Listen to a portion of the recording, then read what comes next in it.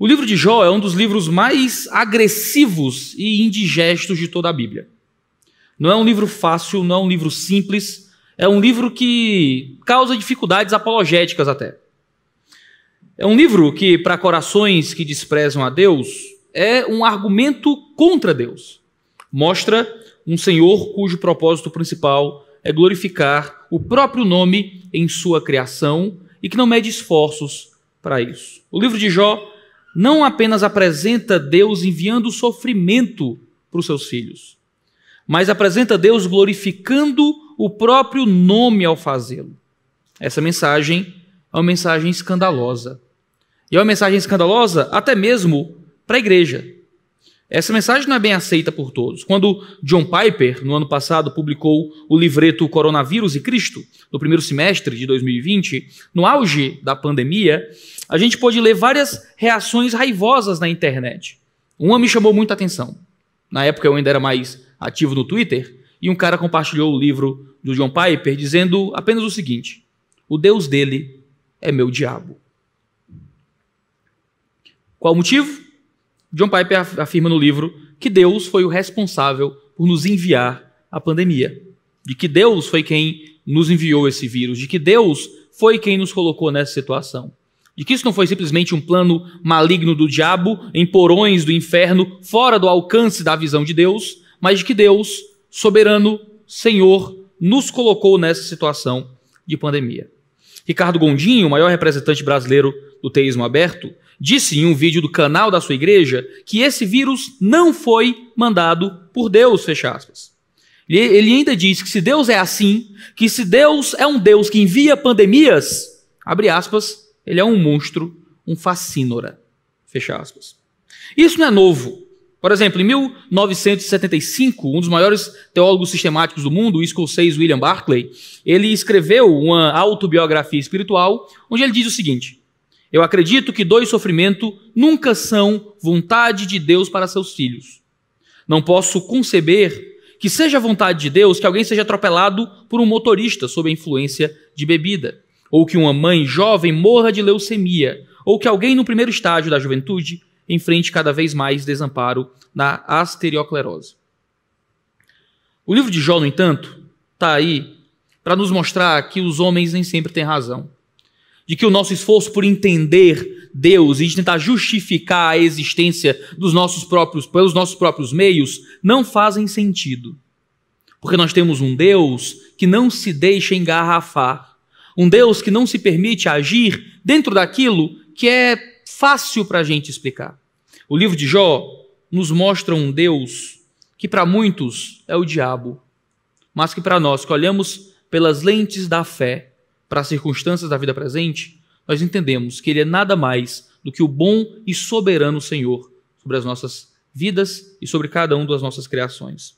O livro de Jó começa no capítulo 1, nos seus primeiros 5 versículos, explicando o personagem principal dessa história, que no caso é a figura de Jó.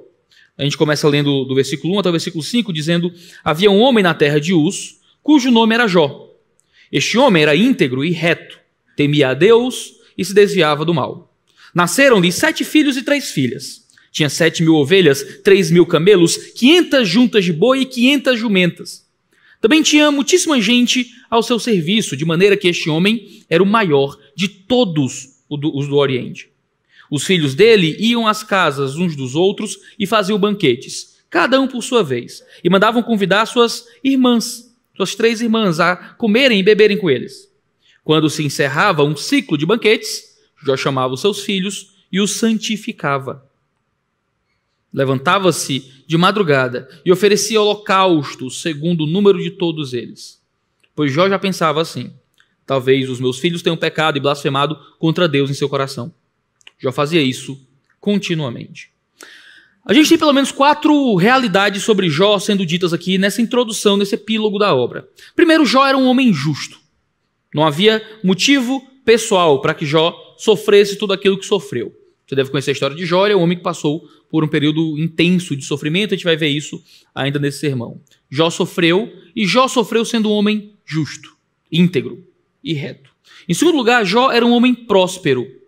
Jó não era um pé rapado, ele não era pobre, Jó era um homem rico. Não só rico, ele era o homem mais rico de todo o Oriente. No Antigo Testamento, riqueza, principalmente falando da nação de forma geral, representava parte da promessa de Deus ao povo de Israel. Aqui a gente tem um livro muito antigo, mas a gente ainda tem parte dessa forma de Deus gerir a dispensação da antiga aliança, onde Deus prosperava Israel quando eles se arrependiam e Deus derrubava Israel quando eles estavam orgulhosos no pecado. Jó era próspero e era o homem mais próspero do Ocidente. Ele era rico e ele era justo. Em terceiro lugar, Jó tinha uma família íntegra. Jó não foi simplesmente um homem que cuidou da própria vida de fé, mas foi um homem que expôs isso para além dele e trouxe isso para sua própria família. Os filhos de Jó viviam em harmonia, viviam em paz, em unidade familiar. Os filhos se banqueteavam uns com os outros, o que mostra que eles viviam em alegria e em comunhão. As irmãs de Jó eram convidadas para estar ali naqueles banquetes, irmãs que provavelmente ainda moravam com o pai. E, em quarto lugar, Jó era um homem pastoral e um homem missionário. Jó cuidava do coração dos seus filhos, até dos filhos já casados, cuidava das filhas que ainda moravam com ele, sacrificava preocupados com pecados ocultos no coração de seus filhos. Chamava seus filhos e os santificava através de sacrifícios. Jó era um homem preocupado com a vida da fé da sua família. E você me pergunta, por que esse homem sofreu como sofreu? E a resposta certamente não está na terra. Se você olhar para os primeiros 5 versículos de Jó, você não vai encontrar motivos para Jó ter passado pelo que ele passou. Porque a resposta para o sofrimento de Jó não estava nas circunstâncias terrenas de Jó. Não estava na vida presente de Jó. Nem em algo que nós pudéssemos aferir e averiguar no comportamento de Jó. A resposta não estava na terra, a resposta estava nos céus. Jó poderia olhar para todos os lados e tentar entender. Mas ele nunca entenderia o seu sofrimento a partir desse lado da eternidade. Ele podia pensar, será que foi algo que eu fiz com os meus filhos? E não foi. Será que foi algo sobre a minha riqueza? Será que era falta de justiça? Será que era o meu casamento? O que foi que eu fiz de errado para sofrer tanto? E a resposta é nada. Quando a gente passa por sofrimentos, por pandemia, quando a gente sofre, quando a gente adoece, quando as coisas começam a dar errado, geralmente a primeira atitude, e em certo sentido é uma atitude correta, é perguntar se a gente não está fazendo algo errado. Se de alguma forma o nosso sofrimento não representa a mão de Deus pesando sobre nós. É uma forma humilde de pensar, de se entender como pecador e falho, entender que Deus é justo e que muitas vezes repreende filho da que ama. Mas veja, essa não é toda a resposta. E a resposta nem sempre nos é dada. Podemos olhar para esse lado da eternidade e não encontrar a resposta para o sofrimento. Podemos mapear cada área da nossa vida. E claro que vamos encontrar pecado na nossa vida. Aquele que diz que não peca, mente. Nós ainda vivemos diante da natureza de Adão. Ainda lutamos contra nossas falhas todos os dias. Mas a resposta nem sempre está aqui. A resposta sai dessa esfera e entra na eternidade, naquilo que a gente não consegue acessar. A gente olha para Jó de 6 a 12, no capítulo 1, e encontra a resposta para a pergunta que Jó faria mais à frente, de por que ele estava sofrendo tanto. Num dia em que os filhos de Deus vieram apresentar-se diante do Senhor, veio também Satanás entre eles. Então o Senhor perguntou a Satanás, de onde você vem? Satanás respondeu ao Senhor, de rodear a terra e passear por ela. E o Senhor disse a Satanás, você reparou no meu servo Jó? Não há ninguém como ele na terra, ele é um homem íntegro e reto, que teme a Deus e se desvia do mal. E então Satanás respondeu ao Senhor, será que é sem motivo que Jó teme a Deus? Não é verdade que tu mesmo puseste uma cerca ao redor dele, da sua casa, de tudo que ele tem? Abençoaste a obra de suas mãos, e os seus bens se multiplicaram na terra. Mas estende a tua mão, e toca em tudo o que ele tem, para ver se ele não blasfema contra ti na tua face. Então o Senhor disse a Satanás, você pode fazer o que quiser com tudo o que ele tem, só não estenda a mão contra ele.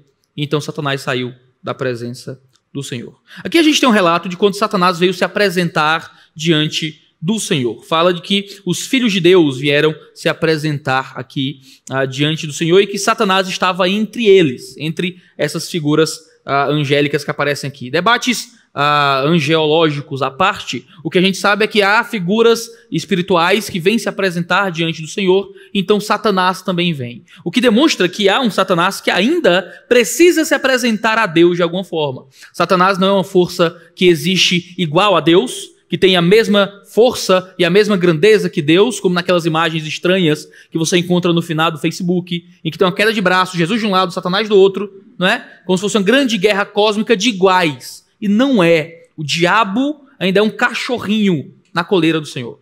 Ele ainda precisa vir se apresentar. Ele ainda vem pedir permissão para fazer o que ele faz. Satanás não é autônomo. Satanás não é um Deus à parte, não é uma segunda divindade. Satanás não tem poder sozinho. Satanás não pode fazer as coisas que ele quiser. Porque se ele pudesse, quem de nós estaria vivo? Quem de nós estaria crente? Quem de nós resistiria a uma força espiritual maligna como a do diabo contra a nossa vida? Estamos vivos porque Deus impede que Satanás faça tudo o que ele quer. Ele vive de rodear a terra, vive de querer nos prejudicar e nos fazer o mal, e Deus impede constantemente porque Satanás não pode fazê-lo de acordo com sua boa vontade. Satanás não tem poder para nos ferir sem que Deus permita. A gente vê isso se manifestando aqui na história. Satanás vem de rodear a terra. Essa é a resposta que ele dá quando Deus questiona de onde ele vem. Satanás está à nossa volta. Satanás está olhando as coisas. Satanás está observando. Satanás quer o nosso mal. Ele quer tocar em nós. Ele está rodeando a terra, ele e seus demônios. E Deus provoca o diabo acerca de Jó. Às vezes a gente lê Jó e acredita que não, Satanás veio pedindo para tocar em Jó. Satanás apareceu para tentar contra a vida de Jó e Deus deixou só um pouquinho, pela sua permissão. Mas veja, Deus é quem começa a conversa com o diabo. Deus é quem mostra Jó ao diabo. Você viu o servo Jó? Ele é íntegro, ele é justo, ele vive de forma correta, é fiel a Deus. Veja, irmãos, o sofrimento que recai sobre nossas vidas, que muitas vezes é o próprio Satanás tocando em nós, não vem simplesmente por iniciativa do diabo. Vem muitas vezes por iniciativa de Deus. E isso é chocante quando a gente olha para a vida a partir do antropocentrismo, como se nós fôssemos os senhores dos nossos próprios reinos. A gente acha que Deus nunca poderia permitir que a gente sofresse. De que Deus nunca poderia planejar o nosso sofrimento. De que Deus nunca poderia tomar a iniciativa de nos machucar. E Deus, na revelação que nós temos aqui dos planos secretos do Senhor nos céus, há um Deus que toma a iniciativa de ferir Jó. O mesmo Deus que toma a iniciativa de nos ferir hoje. Quando a gente sofre, chora, quando a gente é abandonado, quando a gente é colocado em circunstâncias fora de tudo aquilo que a gente planejou para a nossa vida, a gente acha, meu Deus, Satanás está tocando na minha família, Satanás está tocando no meu emprego, Satanás está tocando no meu corpo. Sim, pode ser Satanás como um agente do mal. Mas veja, isso não acontece fora do plano e do desejo de Deus. Deus não só permite que o mal caia sobre você, Deus planeja que o mal caia sobre você. E Deus o faz justamente para que o seu nome seja glorificado em nós. Porque o nosso conforto e o nosso bem-estar é pouco comparado com os planos secretos de Deus para a nossa vida. A gente sempre sacrifica o menor em nome do maior. A gente sempre sacrifica um tempo de conforto para estudar, para passar num concurso. A gente sacrifica um tempo para nós mesmos, para servir aqueles que precisam. E Deus sacrifica o nosso próprio bem-estar. Deus sacrifica a nossa saúde. Deus muitas vezes sacrifica a nossa estabilidade emocional. Deus sacrifica a nossa vida financeira para nos dar coisas maiores, para nos dar coisas melhores, para nos dar mais comunhão com Ele. Deus nos tira coisas para nos dar de si. Deus nos tira conforto e bem-estar para que nós possamos nos aproximar dEle. E Ele é muito melhor que qualquer coisa dessa vida. Ele é muito melhor que filhos saudáveis. Ele é muito melhor do que um corpo que não sofre com câncer. Ele é muito melhor do que um pulmão plenamente oxigenado. Ele é muito melhor que uma vida financeira estável.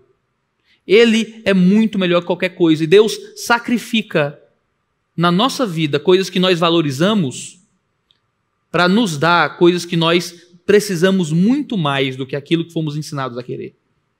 Deus toma a iniciativa de tratar Jó.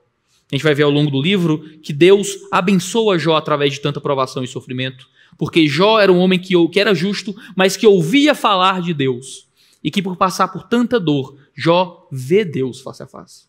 Os planos secretos de Deus se revelam na vida de Jó através de dor, através de sofrimento. Mas no fim da história, Jó consegue ver Deus de uma forma que ele não via fora do sofrimento. Deus toma a iniciativa de nos fazer sofrer, justamente para que nós sejamos argumentos pela eternidade. Você já parou para pensar que sua vida talvez signifique pouco? Você olha para a galera na TV, gente fazendo grandes causas sociais, multimilionários, filantropos e coisas assim, e você acha que sua vida é meio parada? Você acorda de manhã, toma café, chuta o cachorro, vai para o trabalho, né? Aí aguenta um chefe chato, faz umas planilhas, come no bandejão, volta para casa, resolve um problema doméstico, lava um prato, a esposa reclama dos filhos e tal, assiste um Netflix ali até tarde, volta e tudo de novo. E sabe, você sente que a sua vida é só uma repetição de coisas que não parecem ter muita utilidade. Talvez você não veja muito propósito no seu emprego, talvez você não veja muito valor na sua vida doméstica, talvez você não vê, sabe, coisas que movam realmente a história e a eternidade e o mundo em direção a um lugar melhor. Mas veja, se você encontrou Jesus, você foi inserido em uma grande história de um argumento em prol da glória e da grandeza de Deus diante de todo o mundo espiritual. Quando a gente vê Deus provocando o diabo, Deus provoca o diabo através de Jó. Jó era um argumento para humilhar o diabo. Jó era um argumento para estabelecer no mundo espiritual a grandeza de Deus e a fraqueza de Satanás. Jó é o argumento de Deus, é o referencial teórico da prova que Deus estabelece diante dos anjos, dos filhos de Deus, das forças espirituais, de que Satanás era um derrotado e de que Deus continuava grande. Vê o meu servo Jó. Você não consegue tocar nele, ele continua fiel, ele continua firme, ele continua crente. Jó é argumento para Deus. E que se nós vivemos a vida da fé, se nós vivemos a vida em Cristo Jesus, mesmo durante o sofrimento, e a gente permanece, o que Deus está fazendo conosco é nos usar como um argumento por toda a eternidade. É nos usar como evidência da sua grandeza. Deus nos céus pode olhar para os seus filhos e humilhar as forças do diabo pelo simples fato de permanecermos quando as coisas doem em nós. Deus pode olhar para dos céus e dizer: viste meu servo João? Vistes minha serva Maria? Vistes meu servo Pedro? Vistes minha serva Júlia? Há um Deus que nos usa como argumento para estabelecer a sua grandeza diante do reino espiritual. E isso dá um senso de propósito para a nossa vida e para a nossa santidade e para a nossa vida com Deus. Nós não simplesmente existimos como gente que nasce, cresce, se reproduz e morre. Nós existimos diante de um grande palco do mundo espiritual para provar que Deus é grande. E Deus vai nos colocar em situações difíceis para fortalecer esse argumento. O método científico chama isso de falseabilidade. Vamos ver aqui se o argumento vale mesmo. Vamos tentar falsear o argumento. Deus coloca a gente em provação justamente para mostrar que nós realmente cremos. Deus não precisava saber se Abraão ia sacrificar seu filho ou não. Deus sabia o que Abraão faria. Quem não sabia era o diabo. Quem não sabia era o próprio Abraão. Eram as forças espirituais que nos rodeiam e nos veem. Deus nos coloca em situações de sacrifício, em situações de dor e sofrimento, justamente para mostrar para nós mesmos, mas também para mostrar para o mundo espiritual que nós somos salvos e que nós permanecemos pela força dele. Quando Deus te coloca em provação, entenda, Deus está te dando uma oportunidade. Está te dando a oportunidade da tua vida ter valor.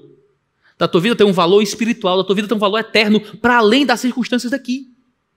Você está fazendo algo que você ainda não vê, mas pelos olhos da fé você entende que Deus está sendo glorificado, até mesmo entre os anjos. Satanás está sendo humilhado e suas forças demoníacas destruídas pela grandeza da permanência, da fé, de continuar crendo mesmo quando tudo vai mal.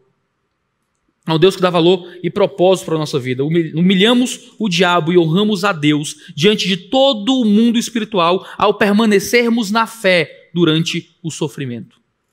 E Satanás tenta se defender. tenta se defender colocando Jó em dúvida.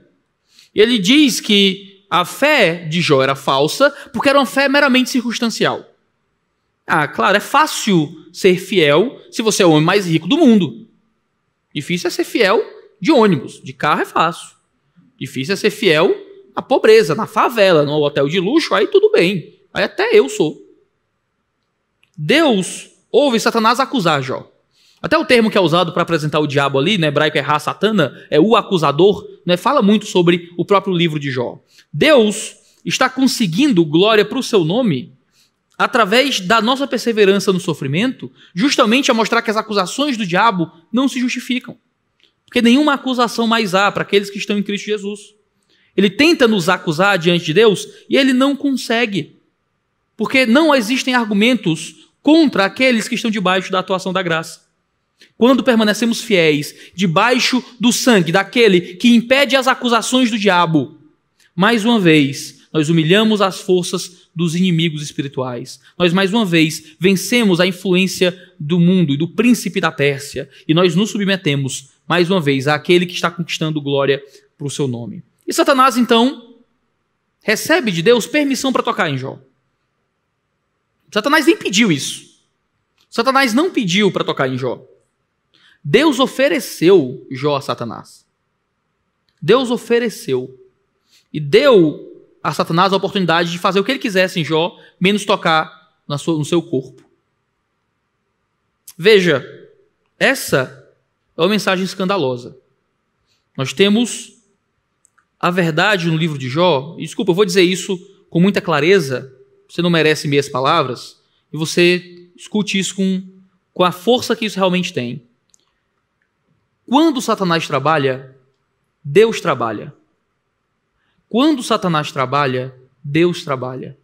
O que eu quero dizer é que Deus começa a trabalhar em Jó através daquilo que Satanás está trabalhando em Jó. Satanás toca em Jó, machuca Jó, prejudica Jó, traz sofrimento para a vida de Jó. Ele é o inimigo, ele é o homem mau que nos traz desgraça. Mas isso não acontece fora da própria atuação do trabalho de Deus em Jó. Isso pode ser chocante num primeiro momento, mas isso é consolador. Nos momentos de sofrimento e de dificuldade, quando tudo parece dar errado e não existe outra explicação além do diabo estar levantado contra a minha vida. Não é que existe um momento em que o diabo trabalha e então o diabo para, aí Deus vem trabalhar ou consertar o que Satanás fez. Enquanto Satanás trabalha, Deus continua trabalhando. E Deus, de forma misteriosa, muitas vezes planeja trabalhar até mesmo por meio da atuação do diabo. E isso é humilhante para o diabo. Veja, ele tenta tocar em nós, ele tenta nos prejudicar, ele tenta nos destruir, e Deus está fazendo o bem na gente através dele. Deve ser humilhante, seu diabo. Romanos 8 diz que no meio do sofrimento, durante o sofrimento, em todas essas coisas somos mais do que vencedores. Porque quando o sofrimento tenta nos separar de Deus, Deus está nos fazendo mais parecidos com Jesus através do sofrimento. Veja, enquanto Deus usa homens que tentam fazer o mal para o nosso bem, nós podemos encontrar graça e força para permanecer. Porque o mal não vem sozinho, o mal sempre vem com um Deus que está por trás do mal para produzir bem. É por isso que Tiago diz que quando sofremos, Deus produz em nós perseverança. É por isso que Paulo vai dizer em Romanos ainda que o sofrimento gera em nós uma força para permanecer. O sofrimento vem e Deus não está simplesmente virando o rosto para Satanás atuar e então depois ele vem e consola. Não, Satanás está sendo humilhado pelo fato de tentar nos prejudicar, de mandar dor, de mandar sofrimento, de mandar doença, de mandar pobreza, de mandar pandemia e Deus continuar nos beneficiando através disso. Satanás é um derrotado, e ele é derrotado porque Deus escolheu vencer até através da atuação dele. Martinho Lutero tinha frases muito fortes, né? Ele gostava de umas frases meio polêmicas, e ele dizia que até o diabo é diabo de Deus. Ele é um cachorro numa coleira, ele não pode tocar em nós além daquilo que Deus permite. Tanto que Deus não permite que ele toque no corpo de Jó. Existe uma cerca em torno de Jó, colocada por Deus. Deus abre pequenos portões nessa cerca, à medida que ele entende que a gente pode aguentar. Veja, a gente lê Paulo escrever em 1 Coríntios de que nenhuma tentação vem a nós que não fosse meramente humana e que Deus não nos coloca em circunstâncias que a gente não pode aguentar. Deus nos dá a graça necessária para aguentar a atuação do diabo. Deus não permite que Satanás toque em nós indiscriminadamente. Ele toca numa área da nossa vida, ele prejudica algo da nossa existência, mas Deus continua no controle. Satanás não pula o muro. Deus é quem abre pequenas portas naquilo que ele sabe que vai ser para o nosso benefício, naquilo que ele sabe que a gente vai ter graça para suportar. Eu estava conversando com uma jovem da igreja, uma sessão de aconselhamento, e ela passava por crises de ansiedade um tanto fortes, e dizia: pastor, quando eu estou no meio dessas crises de ansiedade, e eu sinto que estou no meu limite, eu sinto Deus me dar graça para aguentar. Mas eu penso, se essas crises durarem mais, ficarem mais frequentes, ficarem pior, eu não sei se eu aguento. Eu estava dizendo para ela: querida, mas entenda, a pessoa que vai passar por isso, que vai passar por crises piores caso passe, por crises mais longas caso passe, não é você. Porque você tem a graça para passar pelas crises de hoje. Quem vai passar é uma pessoa que Deus vai dar mais graça para aguentar. Você acha que não aguentaria porque você está medindo o futuro pelo agora. Você está medindo o sofrimento que pode vir pela graça que você tem para o sofrimento que veio. Se vier mais sofrimento, Deus traz mais graça. Deus não abre uma porta para que Satanás entre sem, ao mesmo tempo, atuar no nosso benefício através dessa entrada. Deus nos dá graça, Deus nos dá ajuda, e Deus não abre espaço para que o diabo toque em nós, naquilo que ele sabe que a gente não vai aguentar. Deus traz graça, traz força, traz instrumentos para que a gente não caia nas ciladas do maligno. Ele nos dá todo o benefício para que a gente possa aguentar a atuação de Satanás. No palco do universo, nós estamos dentro de um tabuleiro espiritual, onde Deus está trabalhando e movendo peças para o nosso bem e para a glória do seu nome. Deus não precisa provar nada para ninguém, mas Deus prova. E Ele prova para magnificar a sua glória através de nós. A gente lê no Salmo 115, no verso 3, que o nosso Deus está no céu e faz tudo como lhe agrada.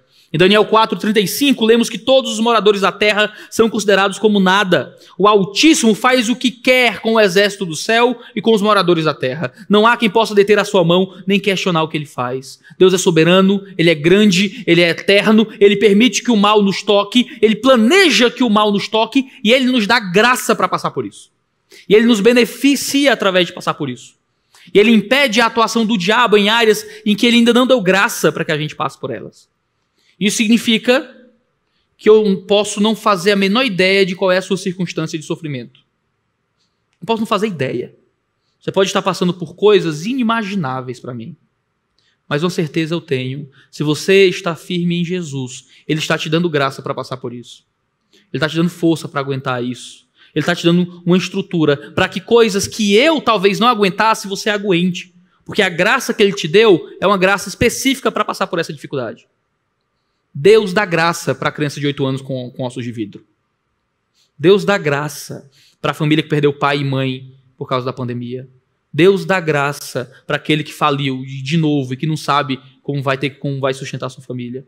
Deus dá graça para que a gente aguente circunstâncias que Ele nos põe. Hoje eu penso em uma série de coisas que, se acontecessem na minha vida, eu acho que eu não aguentaria firme na fé. Mas com certeza eu tenho que, se um dia elas acontecerem, Deus vai trazer junto com elas a graça necessária para que eu permaneça. Você pode ter essa segurança em Cristo Jesus, de que Ele não vai abrir espaços para que Satanás toque na sua vida, sem que Ele esteja ciente, planejando e tratando isso para o seu bem e para a glorificação do próprio nome. Porque veja, a segurança da nossa salvação está justamente no fato de que Deus permite que a gente passe pelo sofrimento para glorificar o seu nome. E Deus não entra num jogo que Ele vai perder. Deus sabe que o nome dele vai ser glorificado. Deus sabe que a vitória é certa e é dele. Então Deus garante que o seu nome vai ser glorificado em nós através do nosso sofrimento. É um jogo de cartas marcadas. Já compraram o inimigo, ele já perdeu, ele já vai, A gente vai dar um soco no ar e ele vai cair para trás. Porque a vitória nos foi dada por outro. Deus glorifica o seu nome quando a gente permanece. Então Deus nos dá a graça da permanência. A grandeza da perseverança dos santos é o fato de que nós não estamos aqui pela nossa própria força. De que nós não aguentamos as ciladas do maligno pela nossa própria capacidade de batalha espiritual. é porque Deus vai glorificar o seu nome em nós. E porque Ele vai glorificar o seu nome em nós, Ele vai continuar nos dando graça para permanecer, não importa qual circunstância Satanás nos meta. Então, a gente tem um relato de Jó perdendo tudo. O relato é dividido em duas partes, eu vou ler primeiramente do 13 ao 19, onde diz assim: um dia, a gente saiu aqui do cenário dos céus e veio novamente para a terra. Um dia, quando os filhos e as filhas de Jó comiam e bebiam vinho na casa do irmão mais velho, veio um mensageiro a Jó e disse: os bois estavam lavrando e as jumentas estavam pastando junto a eles. De repente, os sabeus atacaram e levaram tudo. Mataram os servos a fio de espada. Só eu consegui escapar para trazer a notícia. Enquanto este ainda falava, veio outro mensageiro e disse: fogo de Deus caiu do céu e queimou as ovelhas e os servos, destruindo todos eles. Só eu consegui escapar para trazer a notícia. Enquanto este ainda falava, veio outro mensageiro e disse: os caldeus se dividiram em 3 bandos, atacaram os camelos e os levaram embora, mataram os servos a fio da espada. Só eu consegui escapar para trazer a notícia. Também este ainda falava quando veio outro e disse: os seus filhos e as suas filhas estavam comendo e bebendo vinho na casa do irmão mais velho. De repente, eis que se levantou um vento muito forte do lado do deserto e bateu contra os 4 cantos da casa. Ela caiu sobre os jovens e eles morreram. Só eu consegui escapar para trazer a notícia. Imagina a cena. Os filhos de Jó estavam em um de seus banquetes. Jó não diz aqui onde é que ele estava, mas provavelmente não estava na casa do filho mais velho. E chega um primeiro servo. Todos os bois e jumentas foram roubados. Todos os servos estavam mortos. Enquanto esse ainda estava terminando de contar a história, Jó ainda estava processando, chega um segundo servo, dizendo que fogo caiu do céu, o que mostra um ato sobrenatural e divino, e levou as ovelhas e os servos que ainda estavam lá. Enquanto Jó ainda é bombardeado com essa segunda mensagem, tentando processar as 2 primeiras, chega um terceiro servo, dizendo que todos os camelos foram roubados e todos os servos que estavam lá foram mortos. Enquanto Jó ainda está processando essa terceira mensagem, chega um quarto servo, enquanto eles ainda estavam contando essa história, e diz: veio um vento sobre a casa do teu filho. Vento não derruba a casa no Oriente daquele tempo, não era assim que funcionava, não era um tufão. Veio um vento e derrubou os cômodos da casa sobre os teus 10 filhos, todos morreram. Esse é o tipo de circunstância que tira qualquer pessoa da sua sanidade psicológica. Depois disso, eu imagino os anos de terapia de antidepressivo de que Jó ia precisar para começar a voltar. Jó ia ficar um cara esquisito, ele não ia mais conversar com ninguém, ia chorar pelos cantos, iam achar Jó na sarjeta, com a garrafa de cachaça, certo? Pelado, com um cachorro lambendo na boca dele. Certo? É o tipo de circunstância que destrói uma pessoa. E a destrói para sempre. É o tipo de experiência, o nome que deu na psicologia é gatilho, né? Tudo é gatilho. É o tipo de experiência que desencadeia na psique de um ser humano loucura. Loucura. Jó ia ter que ser internado numa clínica. Iam ter que dopar esse cara. Você passa por uma circunstância tão extrema, tão terrível, 10 filhos morreram ao mesmo tempo. Todos os empregados, todos os servos foram mortos. Todos os bens de Jó foram levados. O homem mais rico do mundo. Não é você que ganha 3 contos por mês falindo, não. É o Jeff Bezos, é o Bill Gates. Certo? É o George Soros, é os multimilionários aí. Que tinha tudo. Os homens mais ricos do mundo. E agora não tem nada. Nada. Nada. Não tem mais dinheiro, não tem mais servos, não tem mais família. Como é que a gente sobrevive a uma coisa dessa? Jó perdeu toda a riqueza, Jó perdeu todos os trabalhadores, Jó perdeu todos os filhos. Dos 4 anúncios, 2 eram naturais. Jó sofreu pilhagens, e isso acontece. Você é roubado. Outro é um fenômeno natural. O vento vem e derruba os seus filhos, a casa sobre os seus filhos. É um fenômeno natural, mas mais ou menos. Porque era um vento muito forte. Aquilo é o tipo de coisa que, sabe, Deus permitiu aquele maremoto, Deus permitiu a tsunami, Deus permitiu o furacão. É uma circunstância natural fora do normal. Mas há um ato direto de sobrenaturalidade, há fogo do céu que cai e consome suas coisas. Jó tinha certeza de que aquilo era uma coisa que vinha de Deus. Jó não podia ser um teísta aberto ou dizer que não, Deus não viu, Satanás veio quando Deus estava dormindo, sabe? Deus não estava ciente e simplesmente aconteceu. Jó tinha certeza. Há algo da intenção de Deus aqui. São várias provações ao mesmo tempo sobre o único homem. É interessante que na carta de Tiago usa muito de Jó como referência para escrever sua epístola. Ele vai dizer que a gente deve permanecer fiel, mesmo passando por várias provações. E várias, ali em Tiago, fala de vários tipos. Tem provações de tipos distintos. Aqui, Jó é um homem que sofre várias coisas ao mesmo tempo. Vários sofrimentos simultâneos, juntos. Porque Deus não espera uma dor passar para começar a outra. Eu lembro uma história até um pouco engraçada, mas muito triste, na verdade. Um irmão da igreja pegou Covid, estava com a filha recém-nascida, foi para o hospital naquele auge da pandemia, não sabíamos se ia ter vaga no hospital. Irmãos de irmãos lá da igreja, o irmão de sangue de uma irmã lá da igreja, foi para o hospital nesse período da pandemia. Ele entrou e fecharam a porta atrás dele. Ninguém podia entrar mais, porque não tinha mais como. Ele ficou internado numa cadeira, tomando soro, sabe, no corredor do hospital. O negócio foi terrível lá em Fortaleza. E esse irmão foi para o hospital, achou uma vaga, estava muito mal, oxigenação baixa, ficou uma noite no hospital. Quando saiu, roubaram os 4 pneus do carro dele.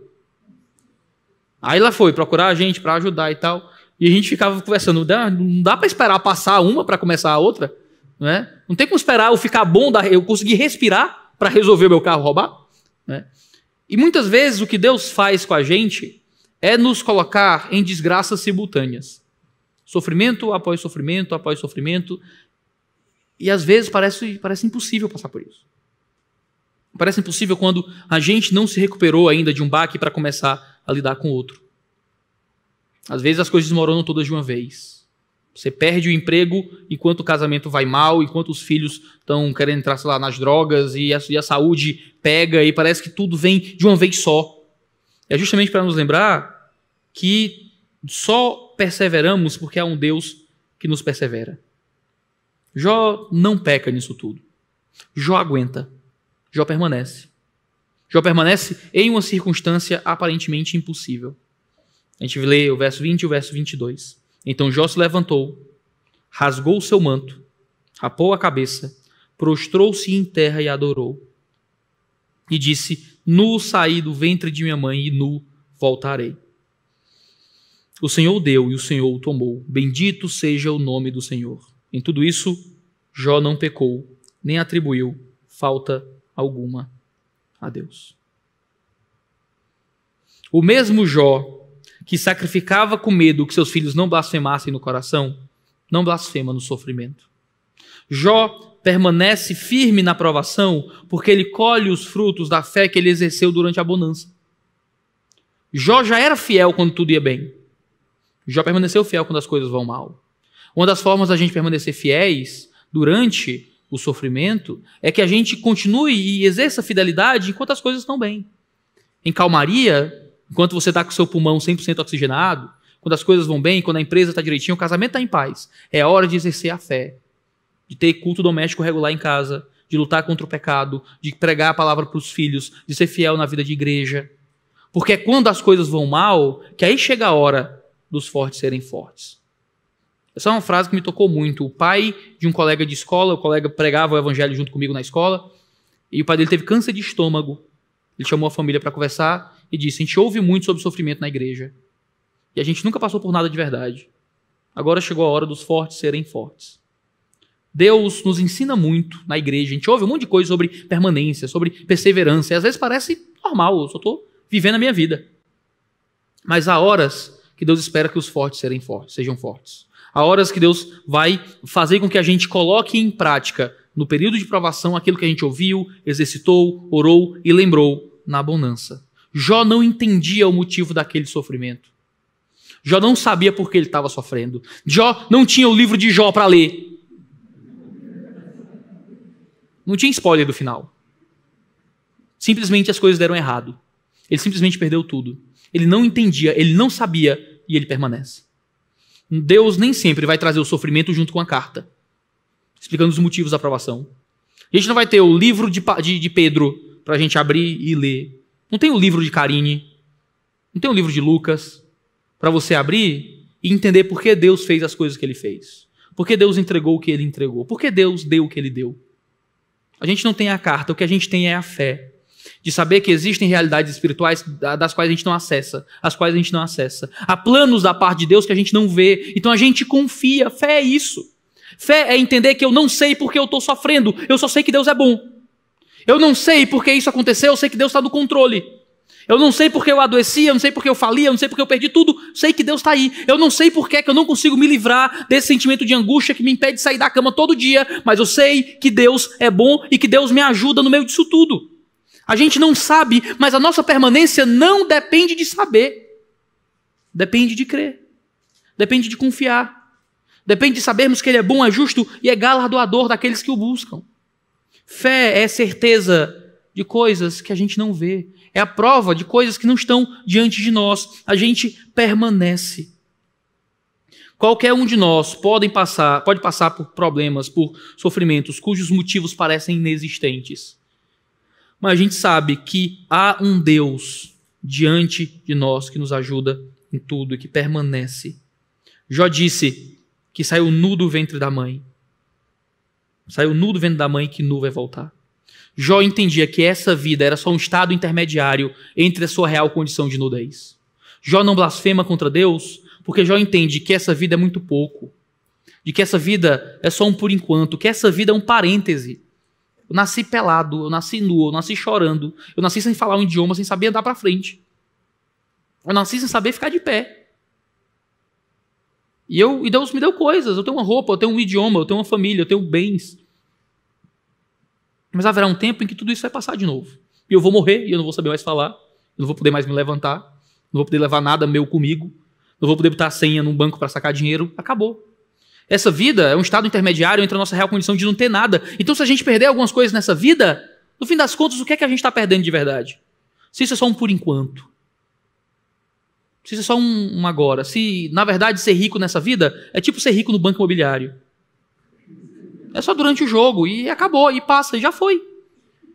Quando a gente entra na vida real, que é a vida da eternidade, aquilo que a gente acumula nessa vida é pouco, é nada, é besteira, é bobagem. Pode gerar uma alegria, igual um jogo que você tem com seus filhos, mas acaba. Não vale a pena se apegar com todas as suas forças às cédulas do jogo. Não dá para você apegar e colocar toda a sua alegria porque você comprou um Morumbi e botou um hotel. Foi, sabe? Passa, acabou. Essa vida é um por enquanto, essa vida é um por agora. Essa vida é um grande estágio intermediário entre o nada da existência presente. Há um recurso, há uma glória, há uma verdadeira morada espiritual que Deus nos dá quando a gente permanece durante esse por enquanto. Se a gente perde coisas nessa vida, a gente não perdeu nada de verdade. Se a gente perdeu coisas nessa vida, a gente não perdeu nada que realmente vale a pena. Essa vida é só o momento em que a gente glorifica o nome de Deus, serve aos outros, constrói uma sociedade justa, prega a graça do Evangelho para poder olharmos para fora daqui. Se a gente permanece entendendo que essa vida é pouco, a gente aguenta quando a gente perde o pouco dessa vida. Ainda que sejam coisas que o mundo valoriza, que nós somos ensinados a depositar nossa confiança, depositar nossa esperança, e a gente entende que, na verdade, nada aqui é realmente digno do nosso louvor, amor e esperança profunda. Vivemos aqui apontando nossos corações, nossa vida para além daqui. Muitas vezes Deus nos dá sofrimento e dor para nos lembrar que nada daqui realmente é a nossa morada final. De que a nossa morada está além daqui. E Jó diz que Deus deu e Deus tomou. São as duas frases de Jó explicando como é que ele permanece. Primeiro, ele entende que veio sem nada e vai embora sem nada. E ele entende que tudo que ele tem foi dado por Deus. E aquilo que ele perde, foi Deus que levou. Foi Deus que deu o teu emprego. Se ele levar parte dos seus recursos, ele deu e ele tomou. Deus deu o teu casamento.